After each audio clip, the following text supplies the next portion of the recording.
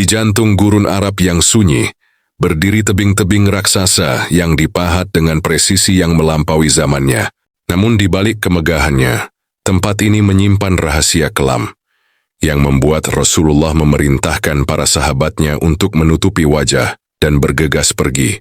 Beliau melarang kita untuk masuk ke tempat ini, kecuali sambil menangis karena takut bencana yang menimpa penghuninya akan menimpa kita juga. Inilah Al-Ula, tanah bagi bangsa Tsamud, kaum yang diberkahi kekuatan luar biasa untuk memahat gunung, namun akhirnya dihancurkan langsung oleh suara dari langit. Tempat ini bukan sekadar destinasi wisata biasa. Ini adalah sebuah monumen peringatan tentang apa yang terjadi ketika kesombongan manusia menantang murka Sang Pencipta.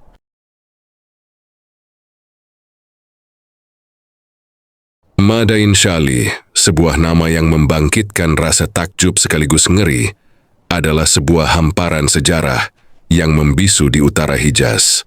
Tempat yang kini dikenal dunia sebagai Madain Shalih ini, dalam lembaran suci Al-Quran secara spesifik disebut dengan nama Al-Hijr. Secara administratif, situs megah ini terletak di wilayah Al-Ula, sebuah oase bersejarah di kerajaan Arab Saudi yang telah menjadi saksi bisu lintas peradaban selama ribuan tahun. Al-Hijr bukan sekadar deretan batu.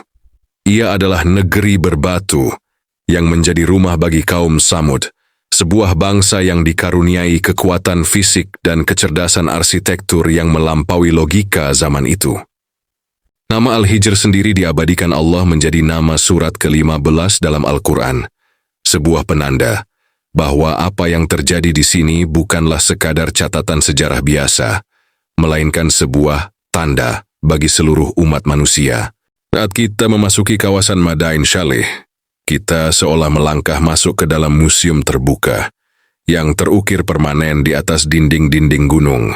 Ada lebih dari 100 makam raksasa dengan fasad yang dipahat sangat detail, menunjukkan betapa kaum Tsamud sangat memuja keabadian dan kekuatan fisik. Namun meski keindahan arsitekturnya memukau mata, Rasulullah memberikan peringatan keras bagi siapapun yang melintasi wilayah ini. Beliau bersabda, "Janganlah kalian memasuki tempat tinggal orang-orang yang menganiaya diri mereka sendiri ini, kecuali dalam keadaan menangis." Peringatan ini bukan untuk menakut-nakuti, melainkan untuk mengingatkan bahwa di bawah kemegahan Madain Shalih terkubur sisa-sisa bangsa yang dihancurkan karena kesombongan mereka terhadap Sang Pencipta. Al-Hijr kini berdiri sebagai monumen paradoks, sebuah bukti kecanggihan tangan manusia, sekaligus bukti betapa rapuhnya kekuatan tersebut di hadapan murka Allah. Al-Hijr tidak muncul dari kehampaan. Ia berdiri tegak di atas jalur paling berharga dalam sejarah kuno, yaitu jalur Kemenyan atau Incense Route. Terletak secara strategis di antara Arab Selatan, yang subur dan kekaisaran besar di utara seperti Mesir, Babilonia, hingga Roma. Kota ini menjadi pintu gerbang perdagangan dunia. Setiap harinya, ribuan unta melintasi lembah Al-Hijr, membawa muatan yang nilainya lebih mahal daripada emas pada masanya, kemenyan, mur, dan rempah-rempah langka. Kemenyan bukan sekadar wewangian. Ia adalah kebutuhan pokok bagi ritual-ritual suci di kuil-kuil pagan di seluruh dunia, menjadikannya komoditas yang mengalirkan kekayaan tanpa henti ke kas kaum Tsamud. Sebagai penguasa wilayah ini, kaum Tsamud menyediakan air, keamanan, dan tempat istirahat bagi para kafilah dagang, sebuah monopoli yang membuat mereka hidup dalam kemewahan yang tak tertandingi. Pajak-pajak yang dipungut dari setiap karavan yang lewat mengubah Al-Hijr menjadi pusat keuangan yang menggetarkan, di mana emas dan perak mengalir semudah air hujan di musim semi. Kemakmuran ini tidak hanya terlihat dari pundi-pundi mereka, tetapi juga dari gaya hidup yang mulai bergeser menjadi sangat hedonistik dan penuh pamer kekuatan. Mereka tidak lagi melihat kekayaan ini sebagai karunia, melainkan sebagai bukti kehebatan mereka sendiri, sebuah jebakan psikologis yang perlahan-lahan memisahkan mereka dari rasa syukur kepada Sang Pencipta. Al-Hijr menjadi simbol kesuksesan materialisme di tengah gurun, sebuah kota yang tidak pernah tidur, di mana suara denting koin emas lebih keras terdengar daripada suara nurani. Inilah fondasi kesombongan mereka. Sebuah ekonomi yang begitu kuat, hingga mereka merasa tidak ada satu kekuatan pun di dunia ini, bahkan Tuhan sekalipun, yang bisa meruntuhkan kejayaan mereka. Ketika peradaban lain di masa itu masih berkutat dengan lumpur dan bata untuk membangun tempat tinggal, kaum Tsamud sudah melampaui batas imajinasi manusia. Mereka tidak membangun dalam arti konvensional. Mereka membebaskan rumah dan istana mereka dari jantung gunung-gunung batu padat. Teknik yang mereka gunakan sangat unik dan sangat berbahaya. Mereka mulai memahat dari titik tertinggi gunung, lalu perlahan turun ke bawah. Tanpa bantuan perancah kayu yang rumit, para pemahat Tsamud bergantung pada pijakan kecil di dinding tebing, mengayunkan palu dan pahat perunggu mereka dengan presisi yang mematikan. Kesalahan 1 sentimeter saja berarti kegagalan total. Karena batu yang sudah dipahat tidak bisa disambung kembali, namun mereka menunjukkan ketelitian yang membuat setiap pilar dan fasad terlihat simetris sempurna. Di dalam gunung tersebut mereka menciptakan ruangan-ruangan luas yang sejuk, sebuah perlindungan alami yang cerdas dari suhu gurun yang bisa mencapai 50 derajat Celcius. Mereka juga memahat saluran air rahasia dan bak penampungan di dalam batu untuk menyimpan tetesan air hujan, memastikan kehidupan tetap berdenyut di dalam rahim gunung yang gersang. Ornamen-ornamen yang mereka pahat, mulai dari burung elang yang gagah hingga simbol-simbol geometris, bukan sekadar hiasan, melainkan pernyataan bahwa mereka telah menaklukkan alam. Setiap istana batu yang mereka selesaikan adalah monumen bagi keangkuhan mereka. Sebuah keyakinan bahwa rumah gunung ini akan menjaga mereka selamanya dari segala macam bencana. Al-Quran menggambarkan mereka dengan sangat spesifik.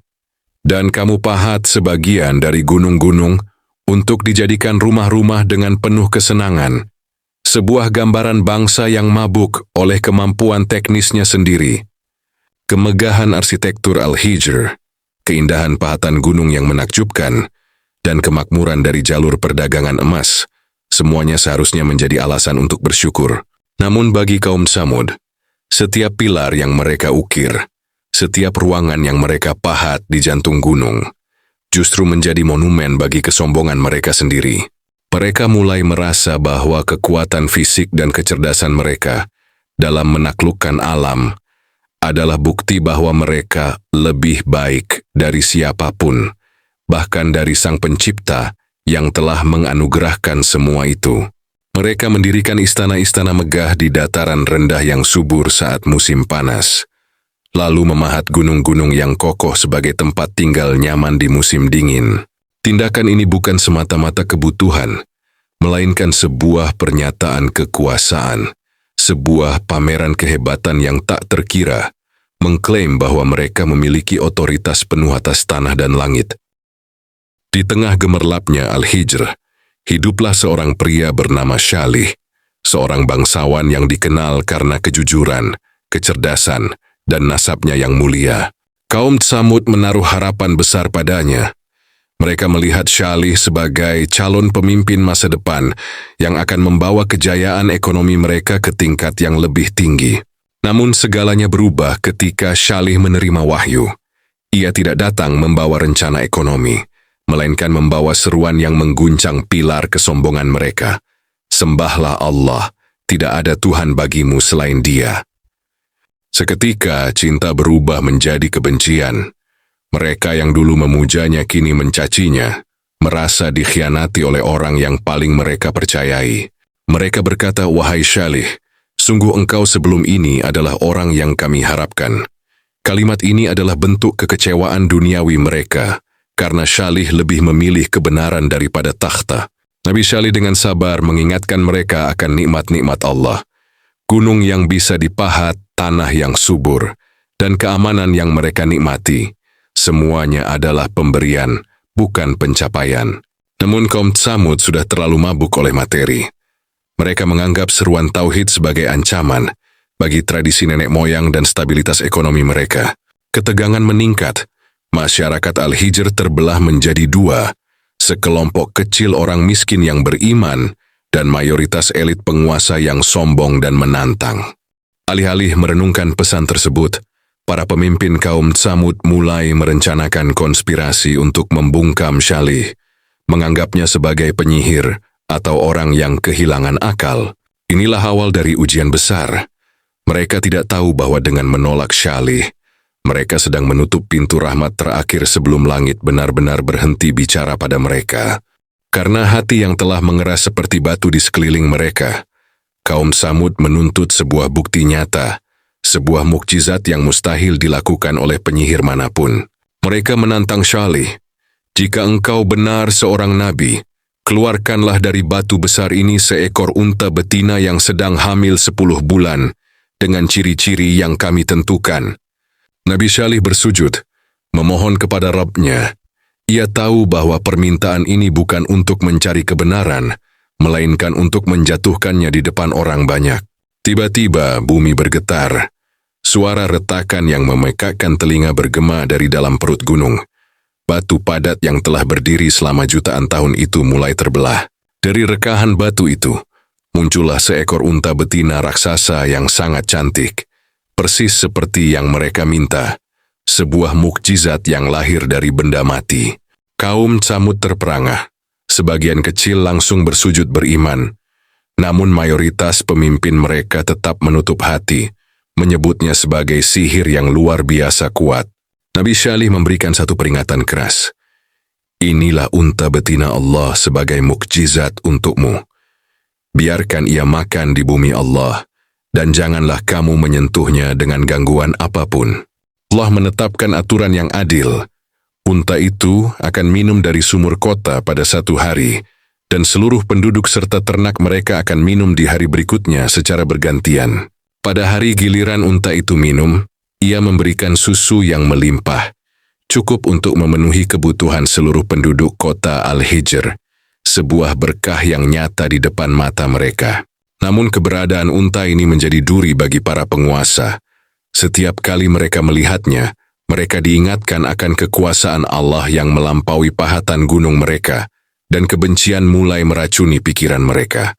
Kebencian kaum Tsamud terhadap unta betina itu bukan karena ia mengganggu, melainkan karena kehadirannya adalah kebenaran yang hidup yang terus-menerus menampar kesombongan mereka. Para pembesar kaum Tsamud mulai merasa kekuasaan mereka terancam. Mereka tidak bisa membiarkan rakyat mereka melihat mukjizat itu setiap hari dan perlahan-lahan berpaling kepada dakwah Syalih. Maka muncullah 9 orang laki-laki, para pemimpin kejahatan di Al-Hijr, yang bersumpah untuk menghabisi nyawa unta tersebut dan membungkam suara kebenaran selamanya. Dipimpin oleh Qudar bin Salif, pria yang dikenal paling celaka di antara mereka. Mereka menunggu saat yang tepat di tengah kegelapan malam untuk melancarkan aksi keji mereka. Saat unta betina itu sedang beristirahat dengan tenang, mereka mengepungnya. Tanpa rasa takut akan peringatan Allah, Qudar melukai kaki unta itu hingga ia tersungkur. Jeritan unta itu membelah kesunyian malam Al-Hijr. Namun hati para pembunuh itu telah membatu. Mereka menyembelih mukjizat tersebut dengan penuh rasa bangga dan kemenangan. Tidak berhenti di sana. Dengan keangkuhan yang luar biasa, mereka mendatangi Nabi Syalih dan menantangnya. "Wahai Syalih, datangkanlah ancaman yang engkau janjikan kepada kami." Nabi Syalih menangis melihat kekejian bangsanya. Ia tahu bahwa pintu taubat telah tertutup rapat dan hari-hari mereka di bumi ini tinggal menghitung jam. Ia memberikan pengumuman terakhir yang menggetarkan. "Bersenang-senanglah kamu di rumahmu selama 3 hari. Itu adalah janji yang tidak dapat didustakan." Kaum Tsamud justru menertawakan peringatan itu. Mereka merencanakan satu kejahatan terakhir, membunuh Syalih dan seluruh keluarganya sebelum waktu 3 hari itu tiba. 3 hari yang dijanjikan Nabi Syalih dimulai dengan ketenangan yang menipu. Namun, setiap fajar yang terbit membawa perubahan warna pada wajah-wajah kaum Tsamud, dari kuning menjadi merah hingga sehitam arang. Di hari ketiga, saat matahari mulai terbenam di balik gunung-gunung batu, ketakutan yang tak terbendung mulai merayap di jalanan Al-Hijr. Mereka yang tadinya sombong, kini gemetar di dalam istana gunung mereka. Tepat sebelum fajar hari keempat menyingsing, langit di atas Al-Hijr berubah menjadi kelam pekat. Bukan badai pasir, bukan pula gempa bumi biasa, melainkan sebuah sayhah, satu teriakan dahsyat dari langit. Suara itu datang bukan sebagai dentuman, melainkan getaran yang begitu kuat, hingga sanggup memecahkan jantung di dalam dada dan meruntuhkan struktur gunung yang paling kokoh sekalipun. Hanya dalam satu kejap, seluruh kota yang penuh kesombongan itu menjadi sunyi senyap. Kaum Tsamud mati bergelimpangan di dalam rumah-rumah mereka, seperti mayat-mayat yang kaku dan kering.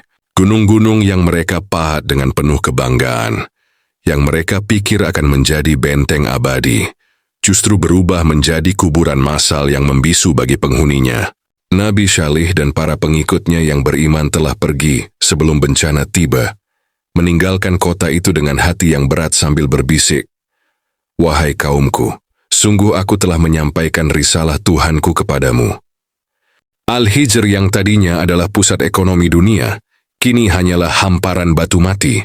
Tidak ada lagi suara denting koin emas, tidak ada lagi tawa kesombongan, hanya ada siulan angin gurun yang dingin.